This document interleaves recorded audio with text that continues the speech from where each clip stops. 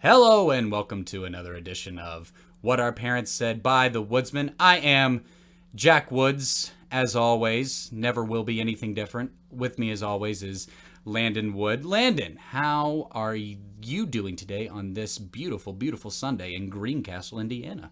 Oh, I'm doing great. Just the typical Sunday recovery and prep for the week. Yeah, you've been doing a lot of homework today? I should have been.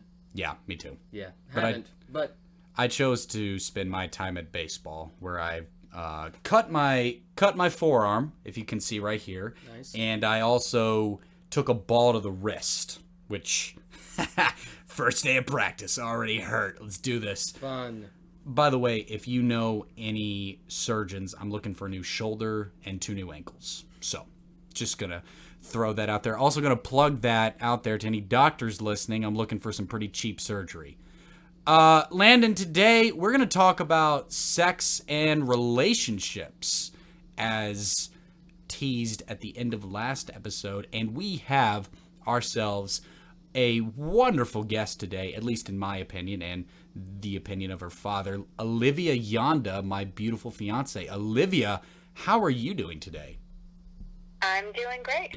Landon, what did your parents tell you about relationships in general? Well, my first dating tip advice was that dating is for you to find what you like and don't like about a partner, and also to learn more about yourself. So basically, is that relationships in high school are pretty disposable. Wow. Yeah. Your parents taught you that? Yeah. Dang. Yeah, that was it. That was the dating advice that I got. It was like, hey, most relationships don't happen, don't last through high school. So if they end, it happens. You just have to learn and be respectful about it. Well, That's actually what my mom said, too. wow. Well, I would like to say, how's it feel to know that you lost and we won? Me and Olivia won, dude. I guess. That's so mean. I'm sorry. That's being a dick. But Be like that. but what did you learn that you liked and didn't like about certain people that you dated? I learned that I don't like to be toxic, and that if you go into a toxic relationship, then it makes both people very toxic, and that's not fun. Can you Don't enjoy that. Can you talk a little bit more about what toxic means? Is it over communicating? Is it slashing your tires if you liked another Instagram photo of another girl? Like what does toxic look like?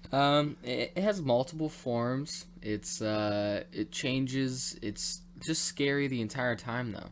So toxic, it depends on the relationship, but controlling, being overly sensitive, being not communicating well. All of these are big issues that can happen simply between two personality types, and also with the certain mindsets that you go into a relationship with. Yeah. So, Olivia, yeah. So you kind of received the same message from your mom. Can you describe a little bit about, your relationships in high school and how they've evolved and how they've changed? And can you speak to how awesome your current relationship is right now with me? No, she can't. No, she can't. There's not enough material. There's definitely not enough material for her to just go on a tangent about. Go ahead, Olivia. Oh, yeah. Go Yeah, ahead. totally. Well, I can tell you that based on what my mom taught me, it was very much the same. It was be respectful during and after the relationship, but if it doesn't work out, then it doesn't work out, I was actually, kind of told that high school relationships aren't supposed to work because you're supposed to have changed so much. You're trying to figure everything out. It's just really unlikely. But from my dad's side, I was pretty much brought up with the, if you really like someone and you really put in the work, it can be a good thing just so long as it's healthy. The emphasis was really big on the relationship being healthy. And, I guess that makes sense because he's a social worker. Well, you both used a variation of the word toxic. And Landon talked a little bit about what toxic meant. And Olivia, what does a toxic relationship look like to you?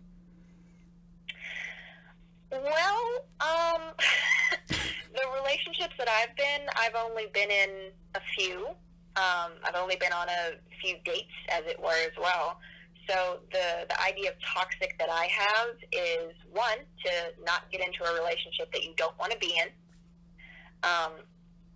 Just I learned that pretty quickly whenever I hate to say it, but I started pity dating someone, and it dragged on for longer than I thought, and he ended up getting some more feelings than I had, and it was pretty ugly. Two, I would probably say don't only get into the relationship for sex. Well, yeah, of course. That was another one of my relationships where it became pretty apparent that was all he wanted to do, and that one actually ended because he found someone else who would have sex with him and dumped me the next day. Yeah. Good old name that's not going to be said on the podcast for legal purposes, but Landen, it's interesting because I was the guy in some of those like relationship types that you just mentioned, Olivia. So like I was the pity. I got into many pity relationships where I was trying to help fix somebody else and ended up just making it worse for myself and them, because then if you try to fix somebody out of a relationship, then you're basically using love as a like treat that you're dangling in front of somebody. Right. You're like, hey, get better. I will feed you with love so you can get better. And one, that doesn't work out, because if somebody wants to change, they have to change themselves. You can't change anybody else.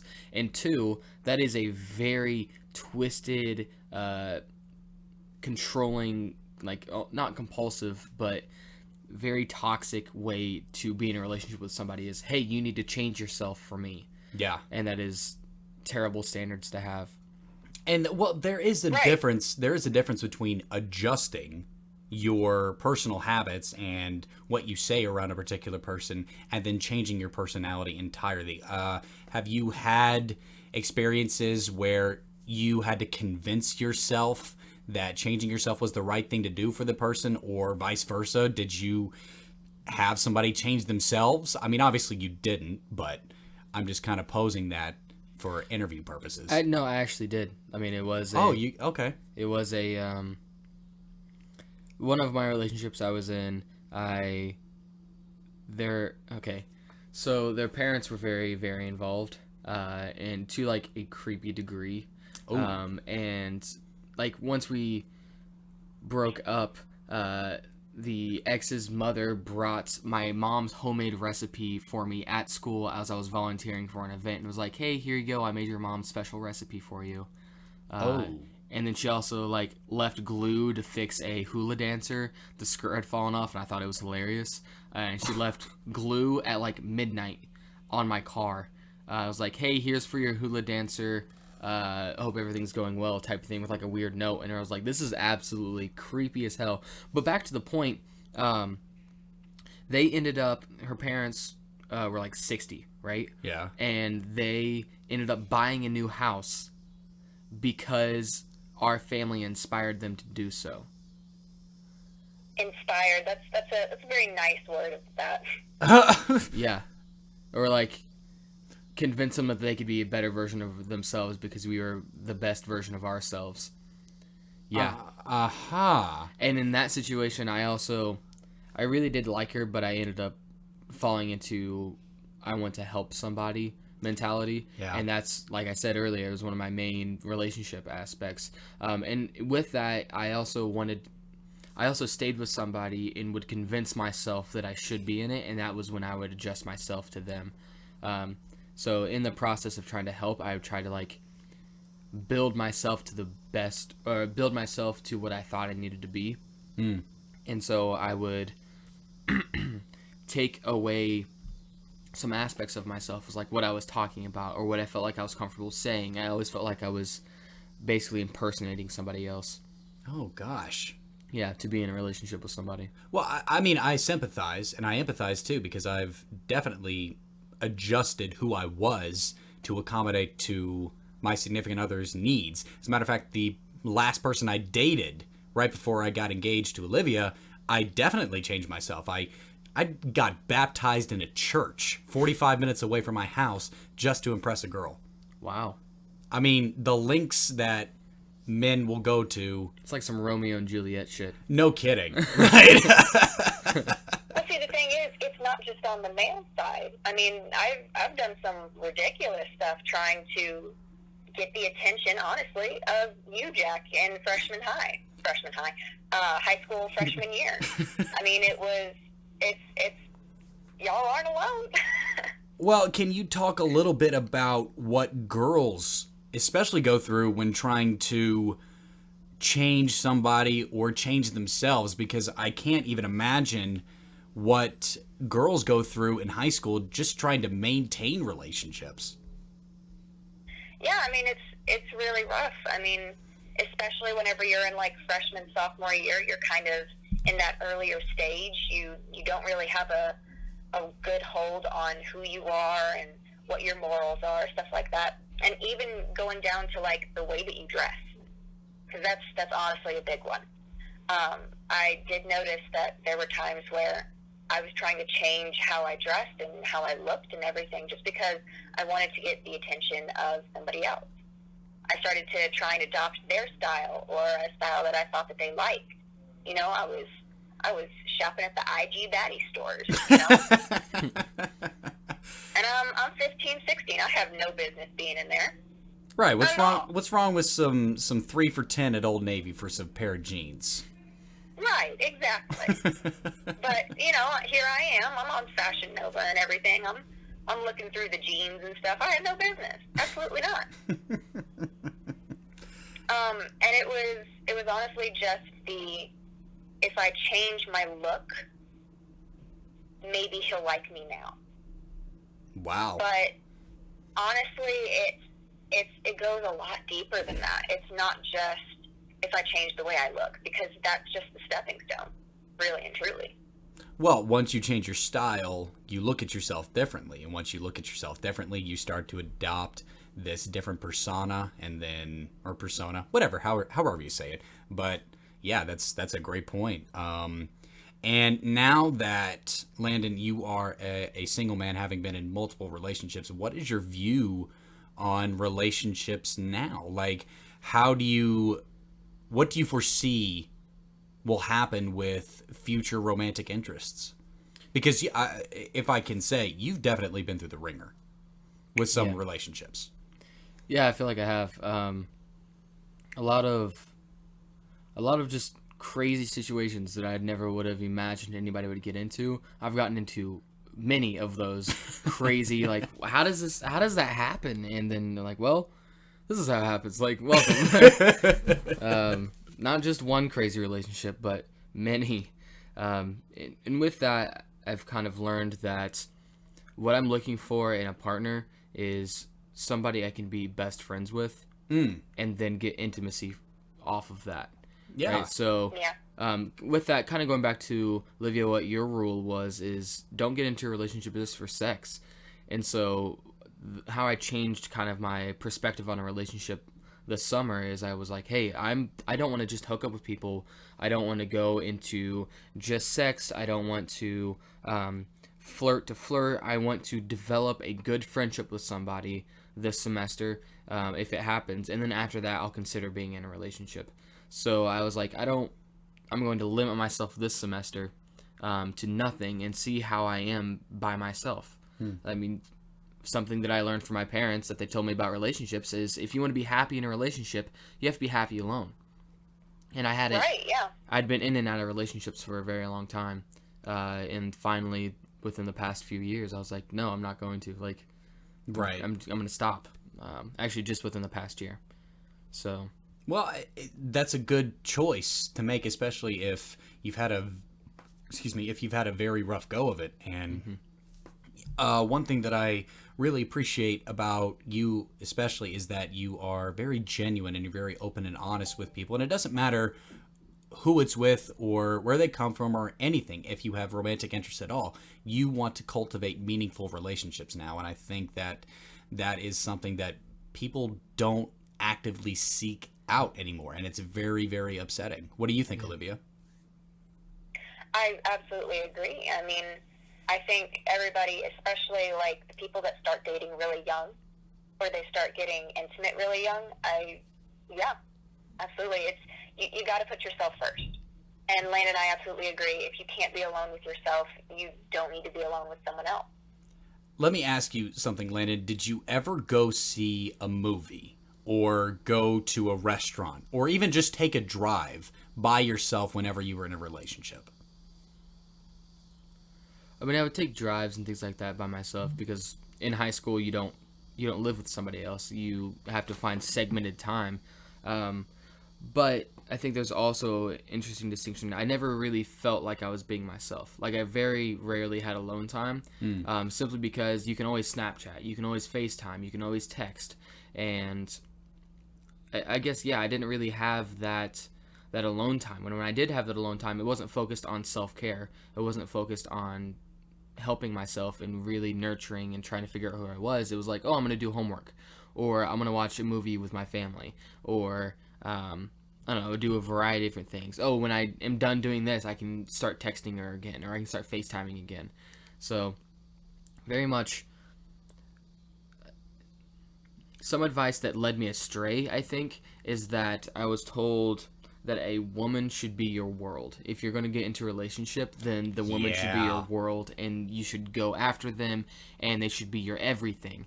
And looking back on it, I misinterpreted it to, if a woman is your everything, that means that you're best friends. That means on every single level you can connect and you feel like you can share yourself and grow and move on. That doesn't mean that every waking minute is spent towards them. Yeah. Like, there's a difference between sharing yourself and sharing somebody else and worshiping a relationship. Well, yeah. I mean, shit. We just watched The Prestige, where Christian Bale had a twin, and they lived separate lives. And you can see, even from a logistical standpoint, trying to live a different life it's just impossible. Trying to accommodate to someone else, it's just impossible. Yeah. Unless you're Christian Bale and a magician. Spoilers. Sorry about it. But that movie's been out. Thanks for ruining it for me. That movie's been out since 2006. You hadn't watched it until last week. Well, I had watched bits and pieces of it. I watched when Hugh Jackman shot Christian Bale in the fucking hand. What was that? Hey, spoilers! Oh, I'm sorry. And language. Well, you clearly haven't been listening to the last couple of episodes. No, I thought I'd throw that out for Judy. Oh, well, thank you. Judy is my mother's name. Actually, it's not my mother's name for legal purposes. But It's her government name. It's her government name. That's right. That's the name that the maybe No, it's not the Social Security number that's the identifier. She's just Judy in the government system, in the governmental system. In fact, on her Social Security card, it's just Judy instead of It's just it's JUD dash YJ dash UDYJ. 0000. There was actually a huge debate on whether there should be Social Security numbers or not. Well, yeah, that's just the government's way of identifying us. Yeah, God, I sound like an anti-vaxxer. Oh, It is. Man. That was the argument, though, was we're just going to become numbers in a system, which we definitely have become. But well, the government cares. Well, see, that's the thing. I kind of feel like that was already on the way. But anyways, I mean, in the 30s, late 1930s, it wasn't that. It was on the way, and that was kind of like the factor that really pushed it. Yeah. Yeah. No, I good gosh, we could write a whole movie about that concept, couldn't we? Yeah.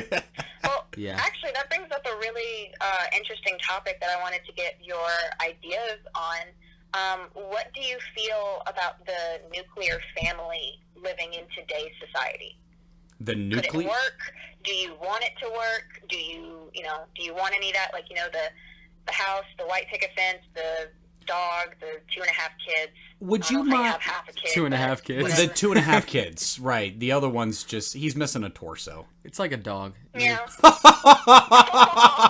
I meant the half of a kid is a pet, not that half a kid would be treated as a dog.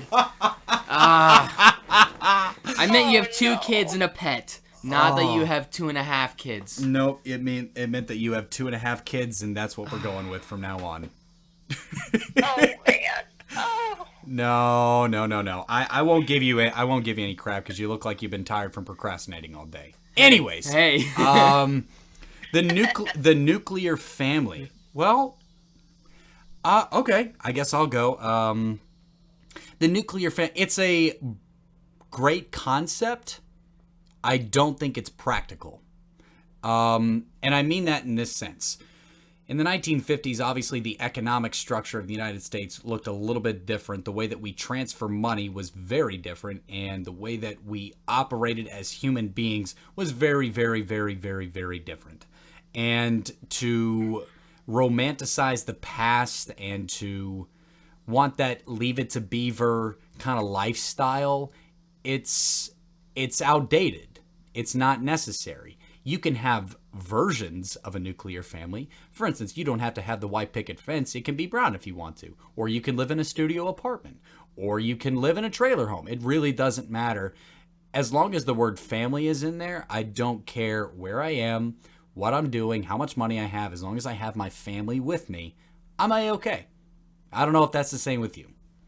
The perspective I want to go at it is that you can always have certain ideas that are laid out, but that doesn't mean that those expectations should be true, right? So to imagine that there's going to be a family that is perfect and that there's nothing wrong with them and that they're living the perfect life and that it's going to go extremely well and everything is going to be fine, that's just a fantasy. Mm-hmm. I mean, no matter what way you want to try to create this grand expectation of something being perfect, nothing's ever perfect. So something I love about my family, you've met them, you know what they're like to a certain degree. They're very fun. Perfectly imperfect. Yeah, no, they're all very much their own characters. Everybody's extremely individual. Everybody has their own personality, and the way that we create a family out of that is accepting each other for the best and the worst. Right? And right. So, and I live in a broken home per se.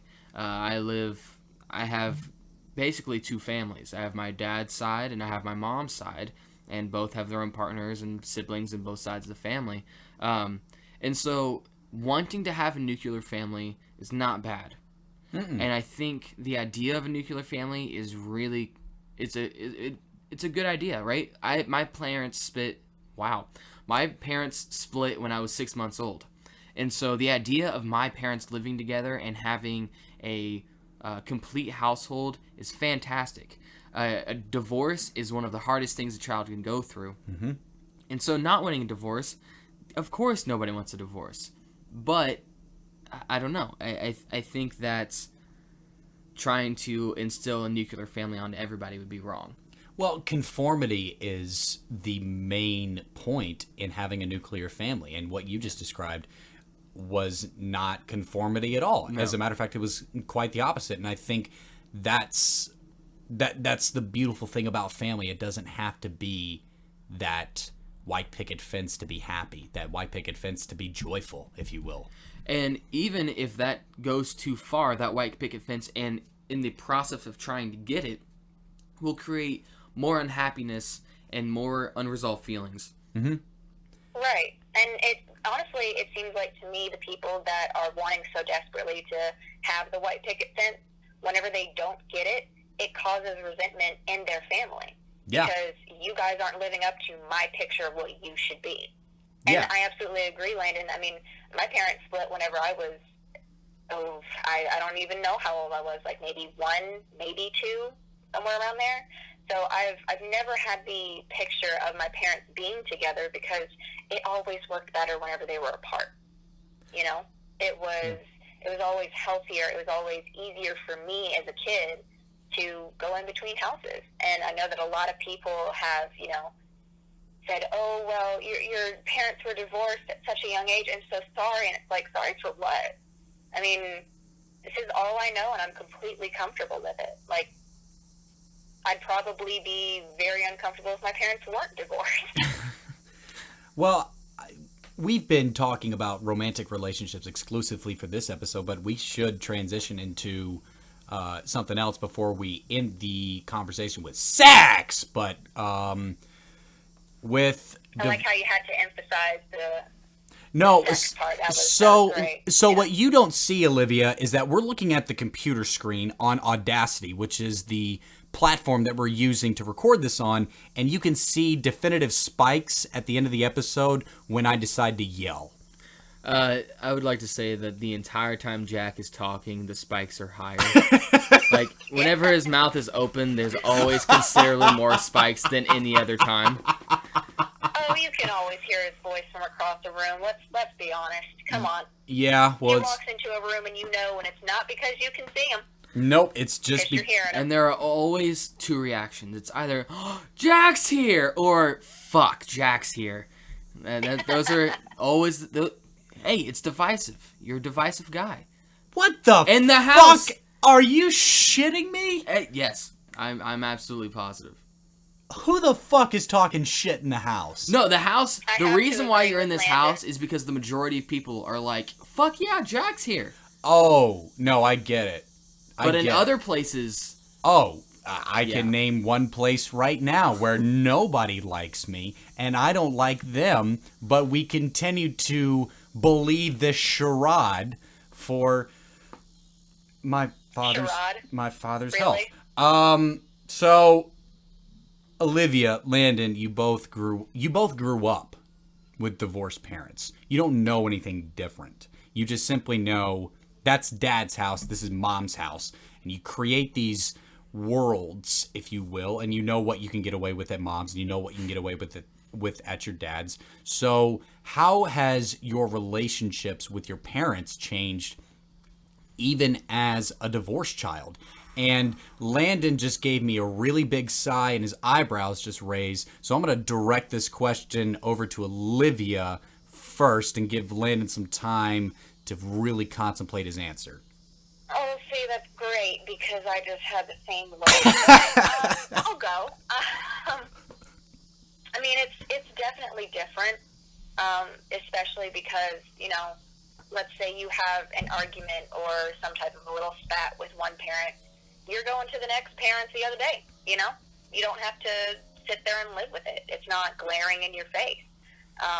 And I will say that I've worked that to my advantage sometimes where, you know, I remember there was a couple of months actually where my dad and I were not having arguments, but we both had concerns. And I don't know if you guys have ever felt this, but I've always had something happen where whenever I start to talk, especially about family and really close friends, about something that's upsetting me, I can't talk because my throat hurts so bad.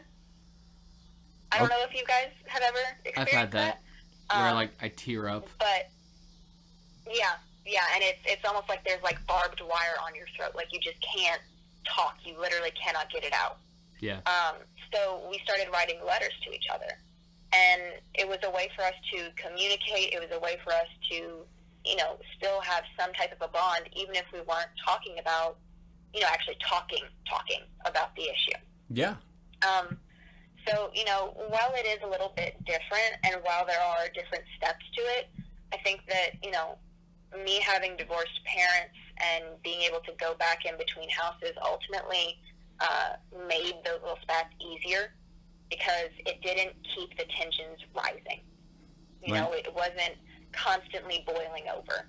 There was always time to go and clear your head at the other person's house and then come back and you're good to go. You're ready to talk. You're ready for everything to be resolved, really. Yeah. Landon? So I have two parts. One that is kind of the opposite of Olivia's, where going to my dad's almost always relit all of the issues that I had at my mom's, right? So it was a 2-week cycle. I would go to my dad's for one weekend, get back Monday. I would have to get back onto a sleep schedule. I'd be all super grumpy, be super angry at everybody. I'd be talking back, and I'd just be pissed off. And my mom would have to basically rile me down for those 2 days. And finally, Wednesday, I'd start feeling like myself again, or the self that was at my mom's house. And then I would be there for another week and a half until it's time to go to my dad's for every other weekend. And then the cycle would start back over.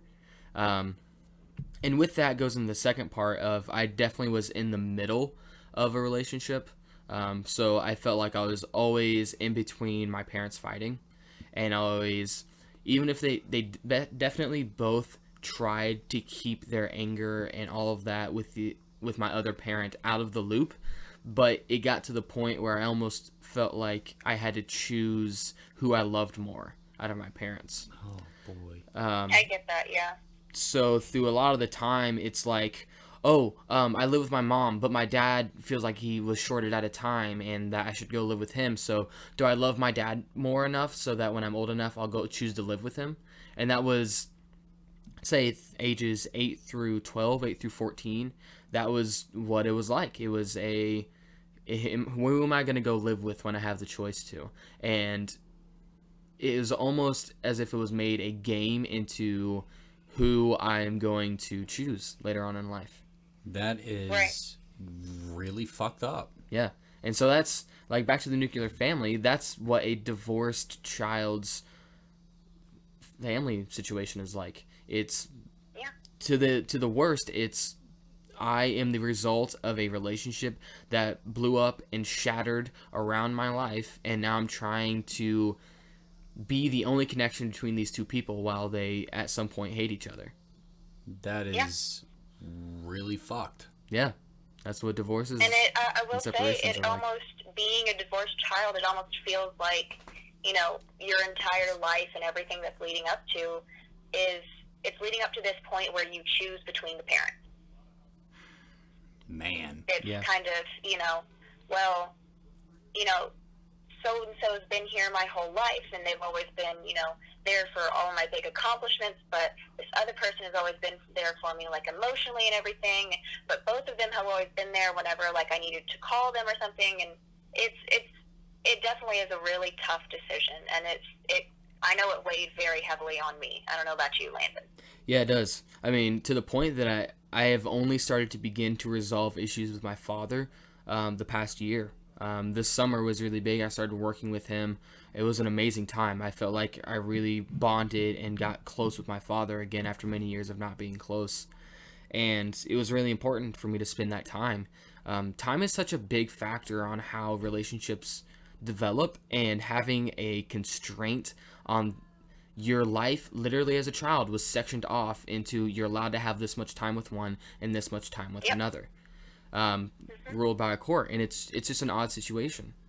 Well, not only ruled by a court, but ruled by the lawyers that your mother and father picked. Yeah. It almost made it seem as if one parent's holding out on the other.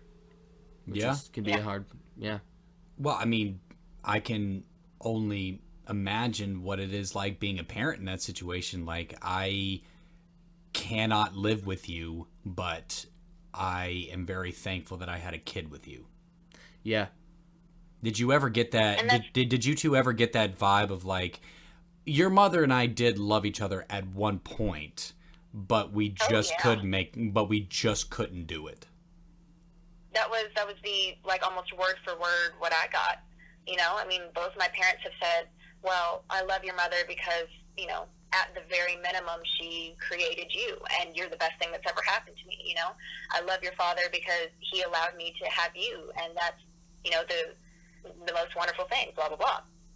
But it was always, just because they have this shared love for me, there were times where it felt like, why can't their shared love for me overgrow their hatred for each other?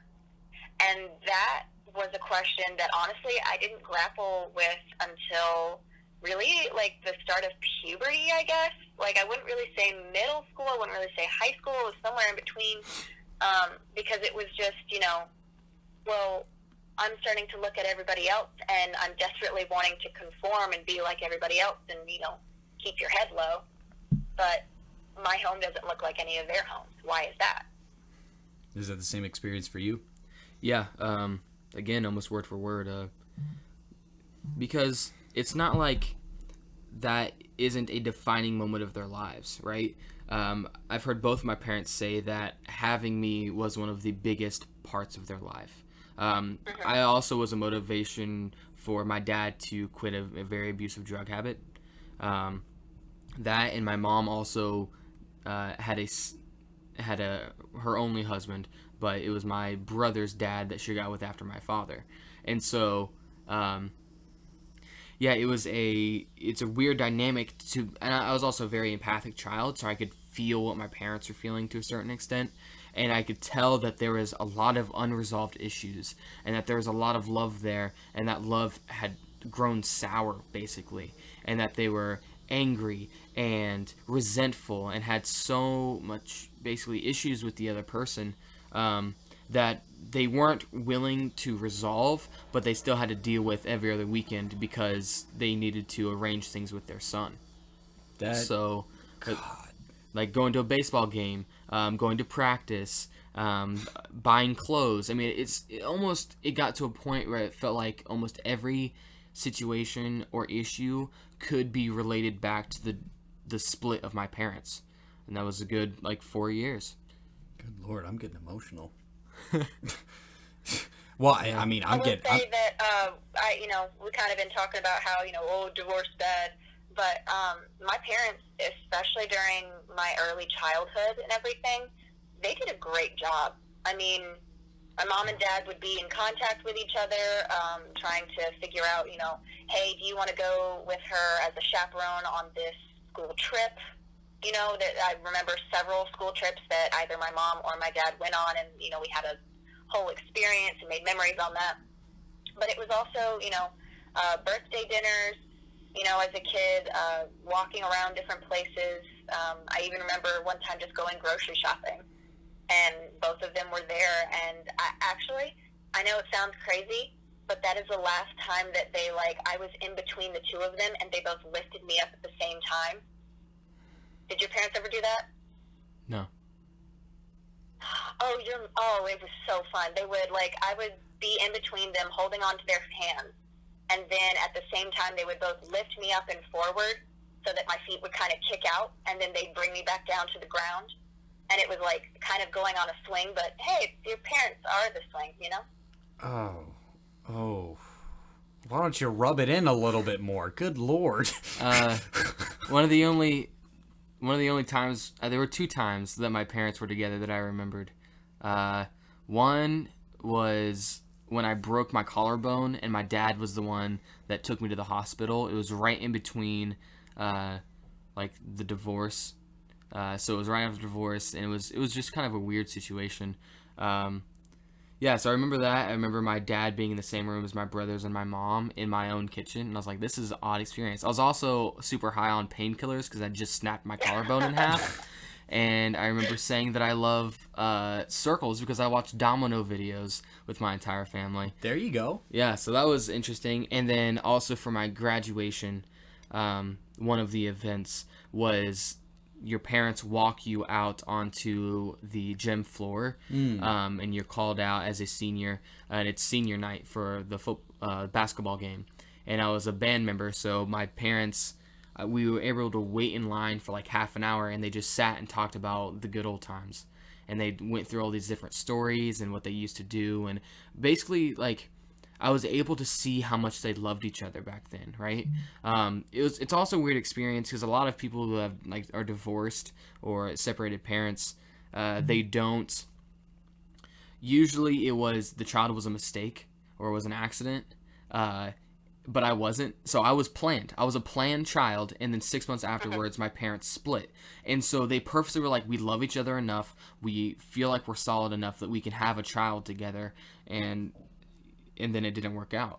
So it was this crazy huge love for each other, and now I'm like, okay, I'm I'm the result of all of this, so now I kind of have to feel it and see how their relationship dissolves after that. You know, I've been wondering why we connected so much. Like, I will say that we have had a long-standing friendship, and DU has only perpetuated and enhanced that relationship, but I always felt like we would be really good friends if we just sat down and talked to each other. Yeah. And now I kind of see why, because I see so many commonalities with your experiences that my fucking fiance has. And that's, well, I mean, that only makes my love for the two of you a lot larger. Like, because... Well, I hope you don't confuse the two. No, of course not. Of course not. Of course not. Of course not. It's very different. Yes. And I'm glad that you two decided to lighten the mood, because I don't know how the fuck we were going to get out of that hole. Hey there. This is Jack Woods, host of What Our Parents Said by the Woodsman. Thank you so much for listening to our relationship segment. Next episode, we will talk about sex. Unfortunately, the audio file was too big to upload both of them at the same time, so we're just going to cut it off right here and start over with a new one. Thank you. Have a great day, y'all.